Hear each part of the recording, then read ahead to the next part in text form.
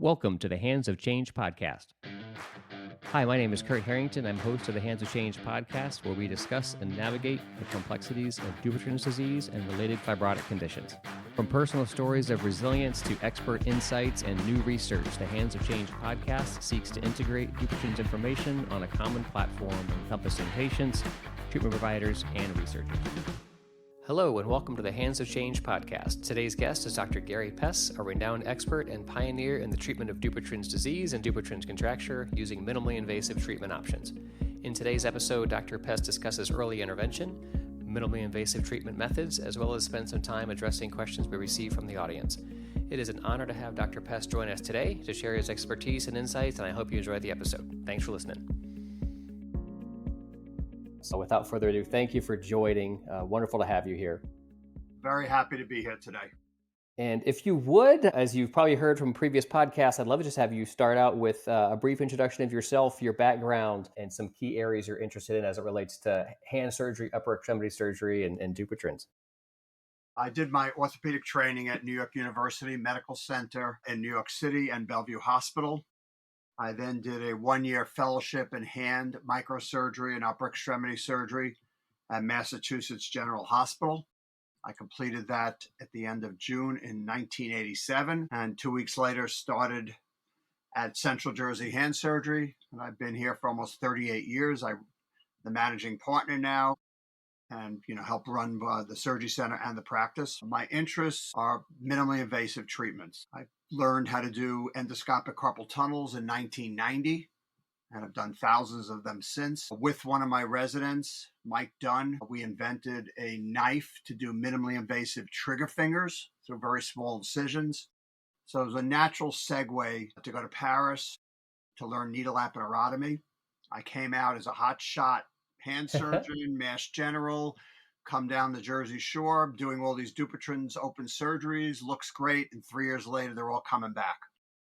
So I really thought there might be something better and was fortunate enough to follow Charlie Eaton to Paris and train with the top docs there that taught me needle aponeurotomy.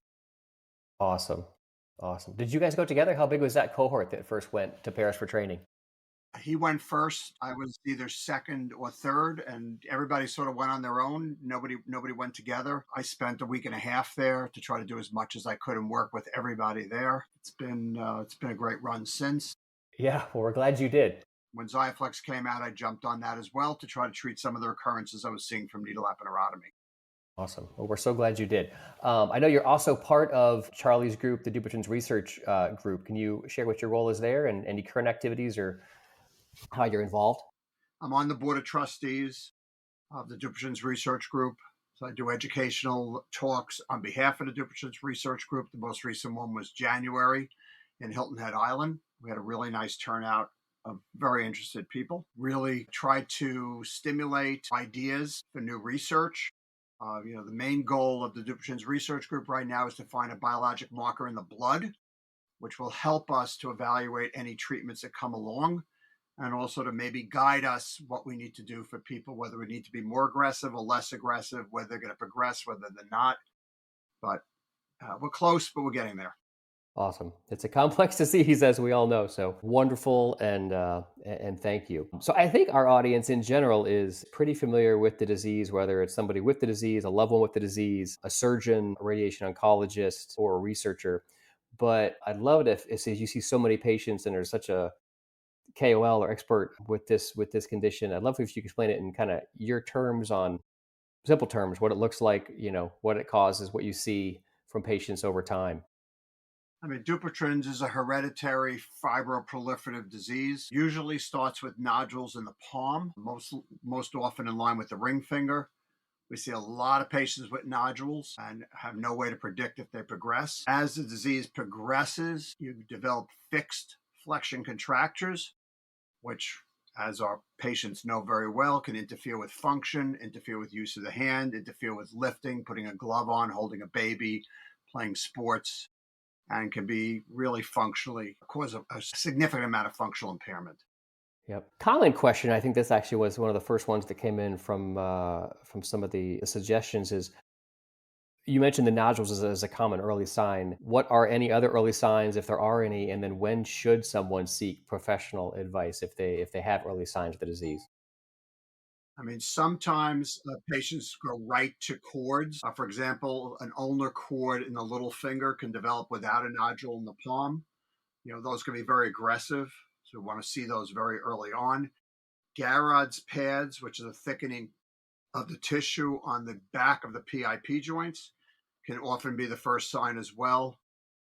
I think that if you develop a nodule, if you develop Garrod's pads, if you get a frozen shoulder, if you have it getting Lederhosen or Peyronie's disease, also associated fibromatoses, I think it's worth finding a hand surgeon who's interested in Dupuytren's and at least getting follow-up started. Doesn't mean you need any treatment. This is not a life sentence, one nodule in the palm, but I think you should see somebody, at least get educated, work together, let them follow it, in a knowledgeable way. And that way, if something new comes along, we have an opportunity to treat you early. Right. You're set. You're in the system. Your relationship is set up. You're not starting from flat-footed. And you're already in the door, which Yes. can Yeah. be difficult in a busy Dupuytren's practice like I have and other accomplished Dupuytren surgeons. It can be tough to get in because they're seeing so many patients over and over again. Right. Right. So early signs, whether it's Garrod, which is what my first sign was, a nodule, even a comorbidity that's common, frozen shoulder, Peyronie's for men, things like that, just to get in and say potentially at risk or, you know, early signs. Absolutely. I mean, Yeah, it makes a lot of never sense. hurts. That doesn't mean you need treatment, but it never Right. hurts to get in the door, get Absolutely. educated, see if there's something new out there that somebody's research. Doctors are doing research projects all the time. As you will, Yep. and Yep. if you're in the door, you have an opportunity to join those projects. Yes. And a follow-on question, I think you hit on it, but anything, whether it's a nodular cord, a contracture, pain, limited range of motions, comorbidities, go see someone. So not really, I guess the follow-on question was how aggressive or not aggressive should patients be in that? But it sounds like the recommendation is if you see something early on, especially if you have a family member that might have it, get involved early. So you've kind of got the team in place. Absolutely agree, Kurt. Yeah. I mean, there's no Okay. question about it. Again, you don't need to lose sleep over it. You don't need to Right. look at pictures of amputated little fingers and see a nodule in your palm and wonder when that's going to happen to you. That doesn't need to be the case. Right. Right. It's Right. real. There's a definite paradigm shift toward treating early, minimally invasively, as opposed to the normal hand surgeon, plastic surgeon, orthopedic surgeon will tell you come in when your finger's really bent, go away. Right. Yep. That's why Right. you want to see someone who has a focused interest in Dupuytren's and will pay attention to something that's bothering you and take it as seriously as you take it. Yes. Okay. I love it.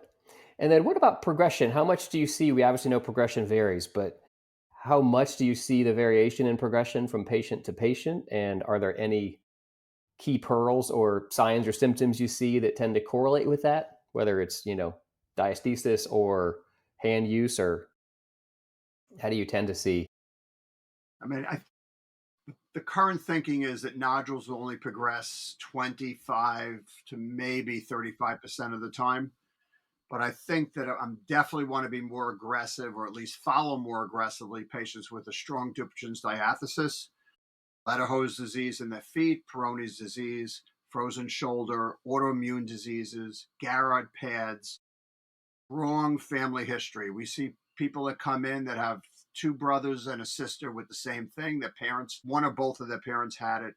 You can anticipate somebody in that situation, it's going to be much more aggressive. Getting it at a young age. Yep. Okay. Men that get it in their 30s, women that get it in their 40s, that's young for Dupuytren's. Get in and get checked. Men 30s, women 40s. Sure. I mean, men Yeah. men typically progress 40s, 50s, Right. women 50s, 60s. By Yep. age 70, the ratio is equal. It's probably 4-to-1 male to female until about age 70. Right. Okay. If you're ahead of the curve, that's generally not a good sign, Right. but at least get in and see if Yes. there's something that can be done to help you. And Yep. Nope.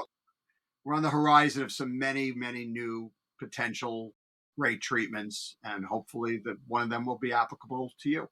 Right. Yeah, that was me. I was mid 30s, Garrod pads, and then ended up both hands, one foot, And on we went. And my dad, of course, has it and was treated by Charlie back in the day. My dad would fly to Charlie for his needle episiotomies from Michigan to Florida, which was cool. Perfect. What about hand protection in general? Do you recommend hand protection or any other options to preserve hand function or protect hands? I mean, I like padded gloves, exercise gloves.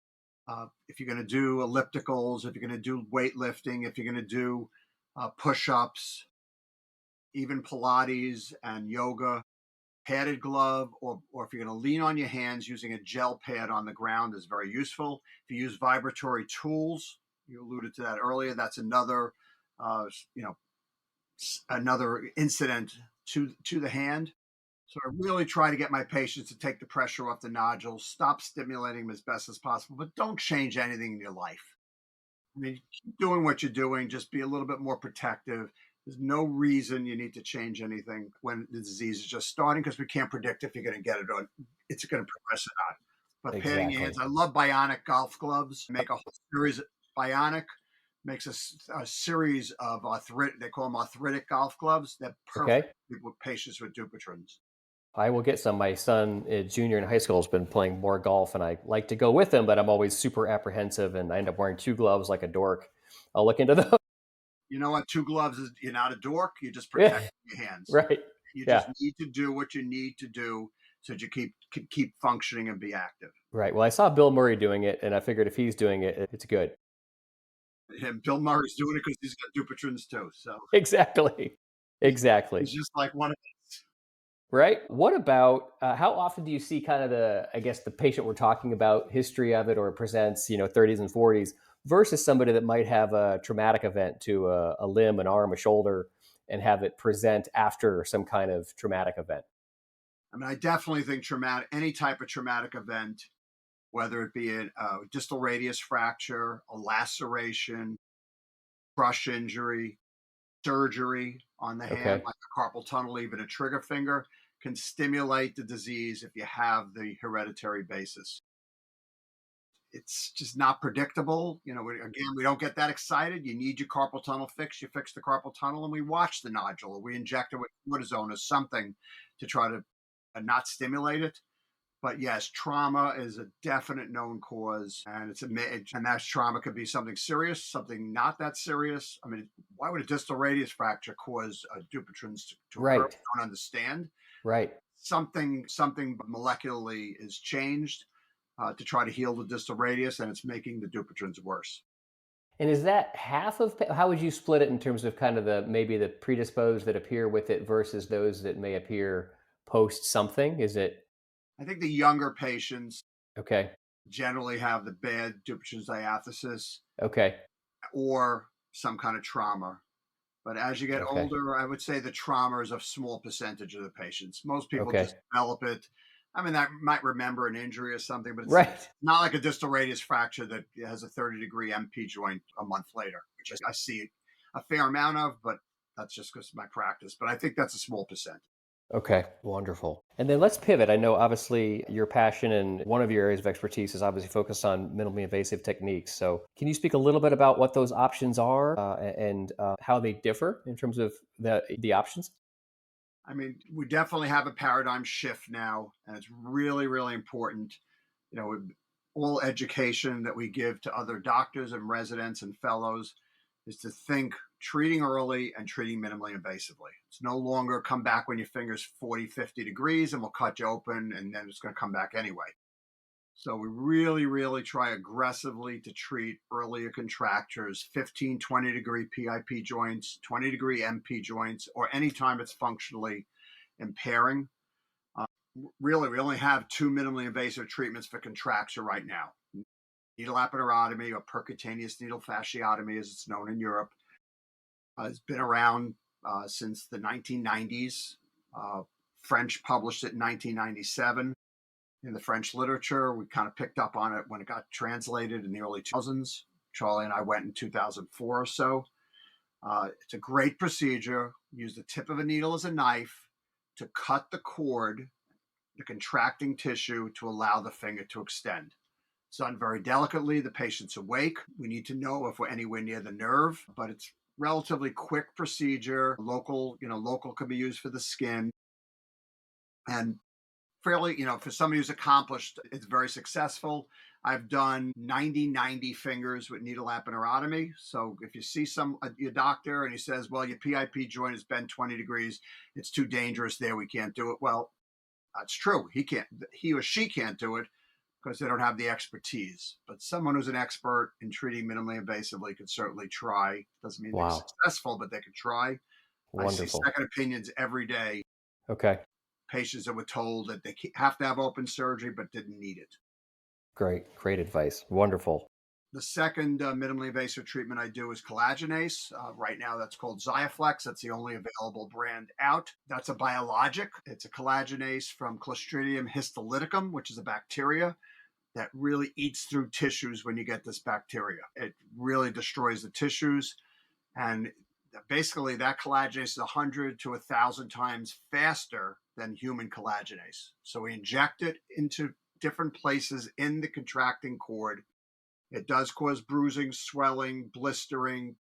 It can get itching, lump under your armpit temporarily, bruising on the side of your chest. I usually wait about a week, Okay. numb up the hand completely, perform the finger extension procedure. And even for very wide, thick cords and cords causing PIP joint contractions, it can be very successful. Wow. Okay. Wonderful. Nice to have two tools because if one doesn't work, Absolutely. the other one will. And do you have an algorithm within them, or how do you decide? How do you decide which minimally invasive option might be best for different patients? Do you have different subtypes of phenotypes of patients, or I think that the patients with the wider, thicker, okay, rope-like cords definitely do better with Xiaflex. But other than that, I can pretty much treat just about any contracture with either one, and it becomes patient preference or what their experience previously was. So if had previously had Xiaflex and was successful, we'll probably do it again. Somebody comes from far away, since I like to wait at least 3 or 4 days before I do a finger extension procedure, it's harder. So it's right? much easier for them when they travel to have needle aponeurotomy, but interchangeable. And sometimes what I'll do, which is kind of cool, I'll do a Xiaflex on one hand, Okay, wait a week, bring them to the OR. You can't do a finger extension procedure in the OR because they won't pay for it, but I could do needle aponeurotomy in the other hand in the OR. And while I'm doing that, knock them out after I'm done with the needle, extend the fingers, and bang, both hands are done at the same time. fantastic. Yes, I have a series of those that I've done. It's been very successful, and the patients are happy because they get their fingers straightened while they're out. Right. Normally, you can't do. Wow. And the NA for you is always typically one day, where the Xiaflex is 2 visits, the injection, and then the subsequent visit Yes, I mean needle for the okay. epidurotomy is one day. Depending on the severity, I would even do two hands at the same time. Okay. Somebody has very severe contractions, I recommend doing them sequential days, just to be sure that they want to do the second one. It's a Right. commitment. Right. Bioflex, the original description was to do the finger extension procedure 24 hours later. I Okay. presented to the Hand Society, delayed uh, the multi-cord study, which was 2 doses at the same time, allowing multiple joints to be treated at one time, and then doing the finger extension procedure 24 instead of 24 hours, 48 to 72 hours plus. And basically, I've never gone back to 24 hours after that. Okay. Patients are much Fant- happier. The hand is less swollen. It's less bruised. It's easier to touch, easier to treat. Awesome. Wonderful. I imagine yes, but how has your NA technique or your PNF technique evolved over time since you've done so many cases? I think that, each of us benefits from the expertise of other hand surgeons. So being together and discussing at meetings like the meeting coming Yep. up, Right. we each teach each other little techniques, little tricks. So I definitely can do more challenging contractures successfully with needle aponeurotomy now than I could, 15 years ago, 15, 20 years ago, 21 years ago when I started. So just like any skill, whether Yeah. it's knitting, golf, woodworking, sculpturing, painting, the more you do, the better you get. And there's no question that, my complication rates are lower and I could be a little bit more aggressive. I do IP joints of the thumb. I do DIP joints of the fingers, where at the beginning, I might have been a little bit fearful, but repeating over and over again and trying to hone your technique, trying to figure out the best way to bend the needle. Sometimes we actually bend it instead of to do subcision rather than just poke it. Some little maneuvers are very beneficial. Wow. And how are other physicians learning NA? I know you and Charlie went to Paris, and it seems like such a specialized technique. I know some orthos don't like it because you hear it's referred to as flying blind. Others do, but how are the broader, newer hand surgeons learning NA now? Is it part of fellowship programs or? Well, in response to the flying blind, because I hear that all the time from patients coming for second opinions, I can't. We do so many things blind. Right. Yeah. We use an ultrasound to guide us or a camera Yes. to look. When you do knee arthroscopy, you're You're partially blind. You're sticking the right. thing in. You don't see where you're sticking it. So you have the camera and some of the instruments. So it's all a comfort level. The more Right. Okay. comfortable you get with a technique, the better you are. In terms of training, I mean, definitely there's some residency programs now, and hand fellowships because there's so many more people that are trained that can teach it. Wonderful. We have a lot of education. The Hand Society has a meeting every year, and we always run a course teaching Xiaflex and teaching needle Fantastic. laparotomy to try to encourage people. People come to visit me. I don't know if you can learn in a day, where I took me a week and a half in Paris, but you can watch. I mean, people would come to visit Charlie and watch him when he was practicing. Same for me. People still do come and watch, but there's so many videos now. We can, if we think back 20 years ago before YouTube, ViewMedi, all these other formats, so you really can watch and learn if somebody is teaching you in a proper way on a video. Fantastic. I love it. I think it's such a key procedure. We need It's to. We need great. to continue the education. Absolutely. For both, for Xiaflex and for NA. I I wholeheartedly teach agree. my So, partners. So, yeah. at some point, if I decide I'm going to hang it up, I'm trying to make sure my partners can take over for my patient. Yeah. Well, as you said, the skill and the technique is so, critical to, I think, the outcomes. My dad Every has hopped surgery is around. like that. I mean, Yes, true. really, just another surgical procedure, and the more you do, the better you get at it, and the more confident you are. Yes. Yes. And that turns into helping your patients, which is what our purpose is. Patient is our purpose. Yes. I know you presented at many, many conferences around the world on Dupuytren's. Is it possible to share kind of what some of the key takeaways are? I'm sure they've evolved over the years as well, but how do you kind of think about key takeaways as it relates to some of your global presentations on Dupuytren's and your research? I mean, I think that it's crystal clear that you need to treat early. And I always emphasize, I'm working on a slide right now for the International Dupuytren's meeting on paradigm shift to try to really get people to think differently. Think early, think minimally invasively. I think that's it's releasing boutonnieres at the same time you're doing a contracture can be beneficial.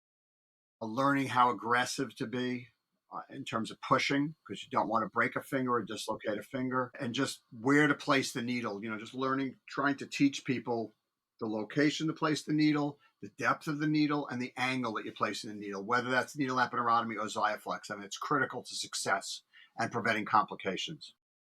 So, I'll hone down some of the tips and pearls. I've written a couple of textbook chapters that are out there for people to read and learn. And I'm 100% accessible to anybody that contacts me. You are. It's Learn. one of the Let them. many reasons you're loved by this community. So we thank you. What about, do you have patients that ask about radiation, whether it's post NA, post Xiaflex in general? What's your thoughts on radiation in general for I am the definitely dupers? pro radiation. My Okay. patients know that. I think that you need to go with, Schaefer and Sager-Schmidt's guidelines and Yep. Okay. probably not just do radiation for a nodule. It needs to be in a more aggressive phase before you do the radiation. So I try to recommend to my patients if you get to that aggressive phase, as they've taught us, that's the perfect time for radiation rather than just the first nodule that appeared and nothing else is going on. Now, obviously, nodules appearing everywhere, it's a different situation. We also have a series going where we've done radiation after correcting a contracture. So now radiation is not for contractures. It doesn't straighten contractures, and that's somewhat of a misunderstanding. So now if you have a contracted finger, we'll treat it minimally invasively, and then almost immediately, within a week or two, we do radiation to try to prevent recurrence. So we don't have the data published yet. That's something that'll come over time, but it's something we are doing and at least it seems that it slows down recurrence. Yes, and I've done it both ways. I think as we've shared before, I've had it in nodules for me successfully, and then I call it NART with NA followed by RT. But I had it. Mine was day one post-op, so I flew with both my hands wrapped up from NorCal to SoCal. So I think the 14-day regimen is even better for if you're traveling for one or the other of the procedures. I don't think it has to be the next day anymore. I think Yeah. they want the Yes. tissues to calm down a little bit. Yes. But within a reasonable amount of time. If you have a skin tear, you might have to wait to let the skin tear heal. That's usually 5 to 10 days. So I usually tell everybody 2 weeks. Yes. Makes a lot. If the radiation oncologist feels a week is better and their results are better with that, I defer to their expertise. I'm not an expert in radiation, but I know that's been beneficial for selected patients. Right, right, yes. Bridging to the future landscape, a little bit about Dupuytren's disease. What should new treatment options do or not do as you kind of just think broadly about the unmet needs that are out there or the needs in general? I mean, the first need that we absolutely have is a better way to treat nodules. To try to prevent the nodules from growing, to try to prevent the nodules from forming cords. We really need a treatment that we can offer to patients that we have nothing to offer for.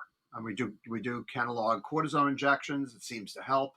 I have a 5-year study now, which I may wait another 5 years, but there's no way that it could be as effective as something else that's better on the tissues. I mean, cortisone is just it's like a fire hose. You need something more specific based Right, on right. the enzymatic changes and stuff. So I think that's a definite need, and then we definitely need a way. We know how to correct contracture, but we don't know how to prevent recurrence. So that's the second potential for an injectable or some other drug that we could use, even if we can't use it to straighten the finger. Maybe we Right, can, but right, to use something to prevent recurrence. right.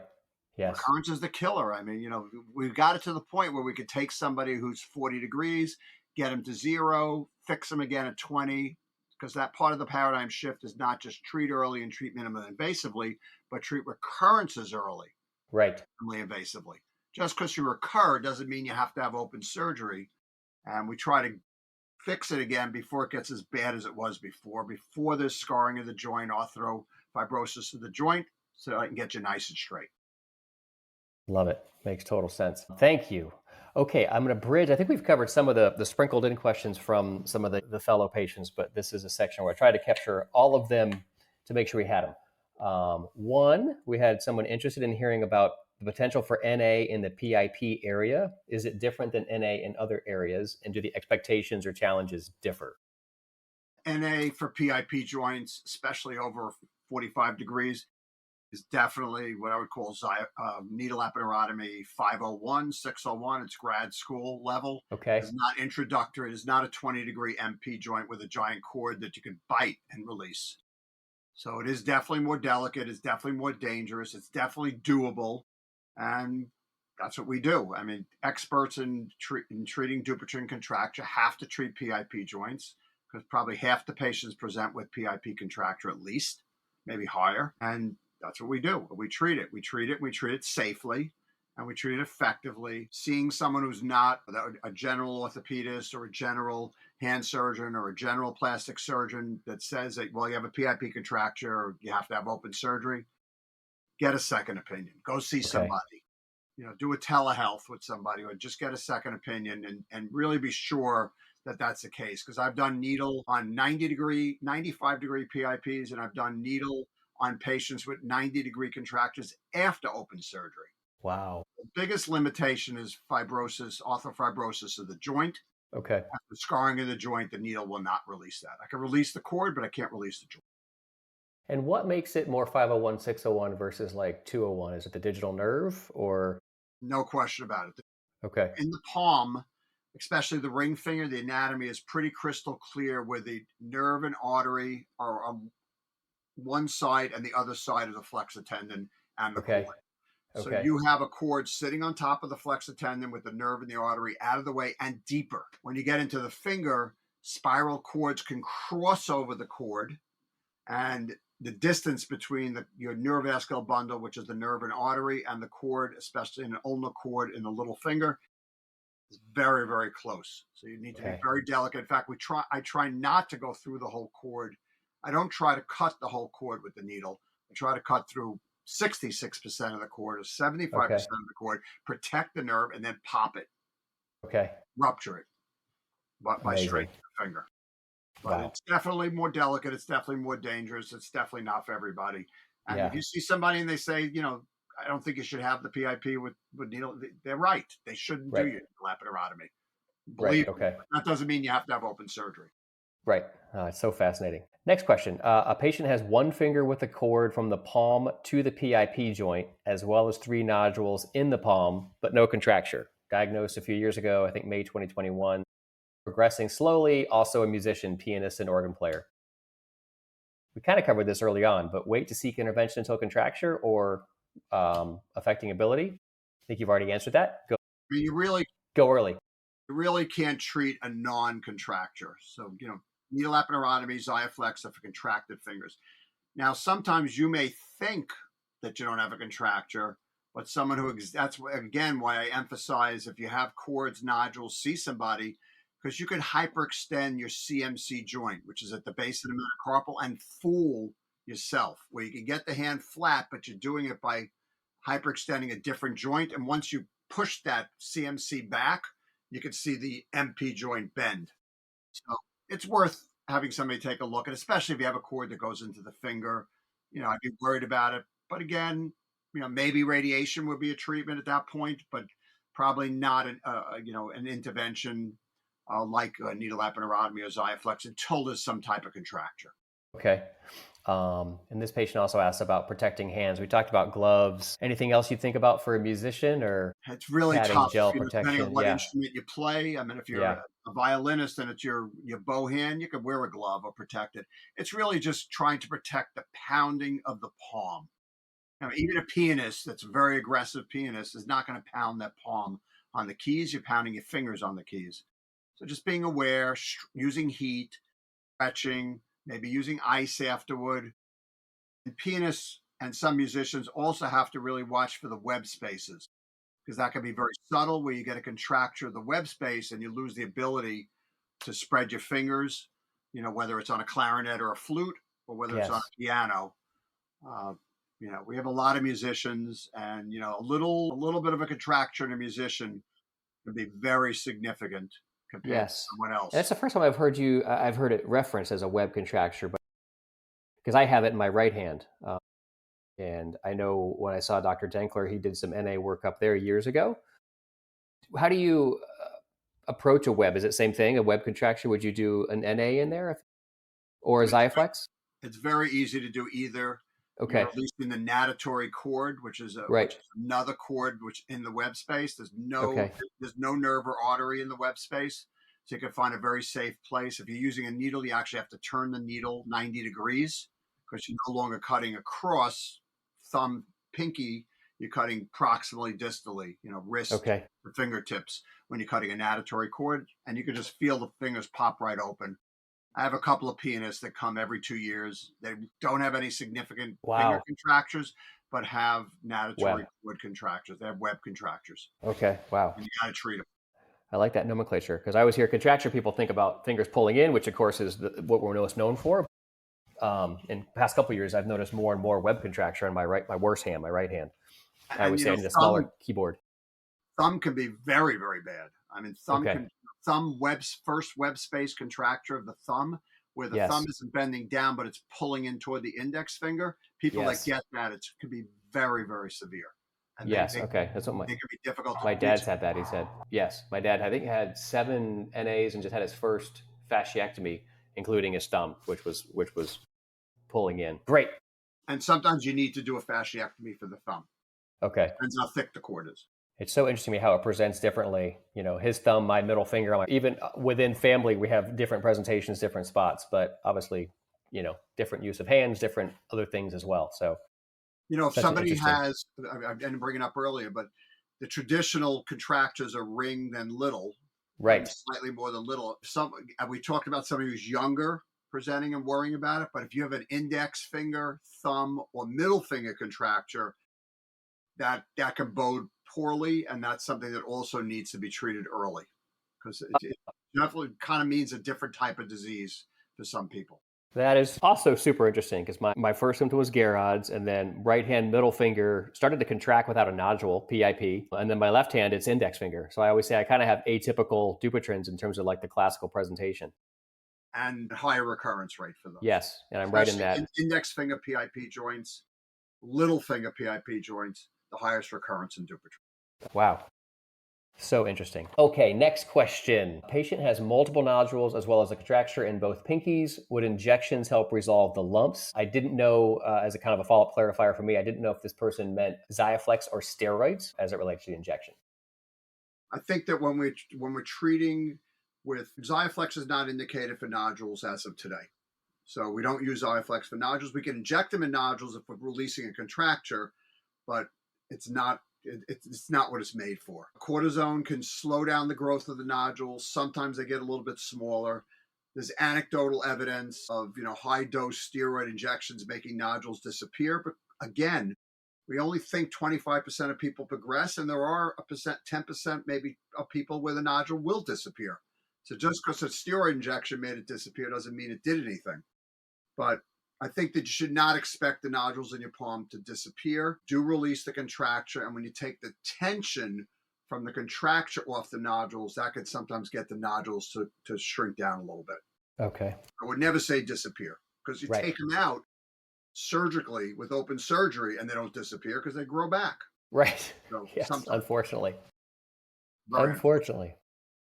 Okay, thank you. Next question. Patient had successful needle episiotomy, but disease is aggressive and has gotten worse. Should the patient consider another NA? Would you swap to a Xiaflex or something else entirely? It's probably a case-by-case basis, I imagine, but I mean, I definitely on a case to case basis. Having one minimally invasive procedure with recurrence, depends on the skill of the doctor that did it. Did they treat the whole finger? The questions I ask when I see somebody for a second opinion: did they get the finger straight? Because if you didn't get the finger perfect, close to straight, you can anticipate it's going to recur. It's more likely it's going to recur if you don't get it straight than if you got it perfectly straight. So depending on what they did, either one would be an alternative. I certainly would try 2 or 3 times, unless the disease is changing in a very, very thick, bad way. I would definitely do minimally invasive treatment 2, 3, maybe 4 times before I gave up, with no burning any bridge. You could right. do needle aponeurotomy or Xiaflex multiple times. If you need open Yes. surgery, you have open surgery. Right. Right. There's no loss, only time. This was not in this question, but you maybe think about it. For a patient that might have had NA once or twice and then radiation, are there any challenges you've come across in terms of going back into that radiated field for like another NA or? I haven't seen any change in difficulty doing Okay. NA with Xiaflex after radiation. Yes, okay.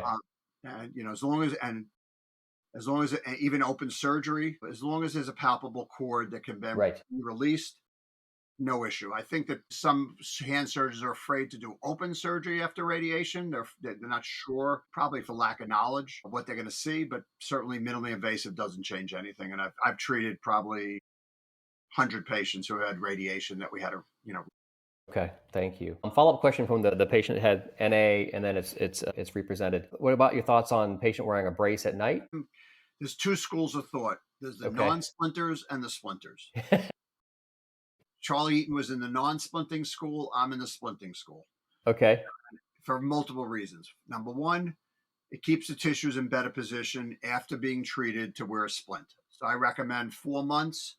Okay. I've had patients come back with contracture in their other hand, and I ask them how your other hand's doing. He says, that splint you gave me, I still use it every night. This is 3 Wonderful. years Okay. later. We don't have evidence that proves that's the case. The other reason I really like a splint is you'll know when the finger contracts again. Because when you start contracting, your splint won't fit anymore, and you're going to come Right. back and get treated early. Yep. Is what we want to do. There's one paper that recently came out. I think it's either March or April, Journal of Hand Surgery, or maybe it's coming in May, and I pre-read it. Okay. It shows that splinting does prevent. There's some evidence statistically significant that it prevents recurrence in PIP joints. It did not show any statistical significance for MP joints. Very small study. It's not like a 1,000-patient study, but that's the first paper that ever showed that splinting could do something. Wonderful. I love it because I tell my patients to splint. Right. Right. Sometimes you need to use a finger splint during the day if the finger has a stretched out central slip. That means the finger's bent. You get it perfectly straight, but the patient can't actively lift the finger up to get it straight. They can Okay. push it to get it straight, but they can't actively get it up. That's because the central slip is stretched from being bent for Okay. such a long time.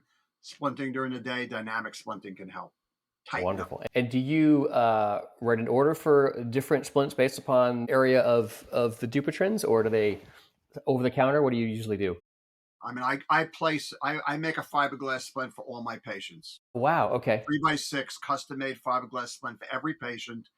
And anybody that's interested, I will also give them a script for therapy and have the Wow. therapist custom make that for them. There are some decent splints out there that you can get on Amazon, or Fix Glove, which comes out of Germany.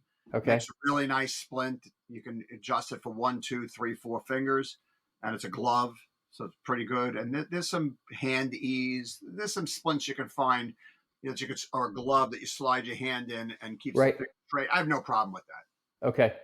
But I make a script Wonderful. for all my patients because I want to be sure it's the way I want it. Yeah. If there's something else that they need, like a dynamic splint or a relative motion splint, I'll write a script for it and see a Okay. therapist. And you do that right in the office? You make the fiberglass in the Right, office, or they right go after somewhere? the How do you? procedure, right, office or OR, wherever we are. Oh, that's awesome. They go Very home with cool. it. They go home with it. It's fit. And after I straighten out the finger and put the splint on, I tell them, try to leave it on until tomorrow. If it's tight, Right. loose. If it's killing Okay. you, take it off. But let's keep it stretched overnight. Yes. People sleep with their hands in a fist, in a ball. Yes. So if you have a Yes. splint on it, you at least I'm prevent. the same. And I always wake up. I was like, why am I? Yes. Last question that we had. Do you have any experience or perspective on blue or red light therapy for Dupuytren's? I haven't seen any evidence that proves that it has any benefit. I mean, I know people do it. Yep. I'm not saying it can't work for some patients, but I just don't have any expertise on it. I'm not sure how it would work. A lot of the things that are out there that people are pushing, there's no controlled study.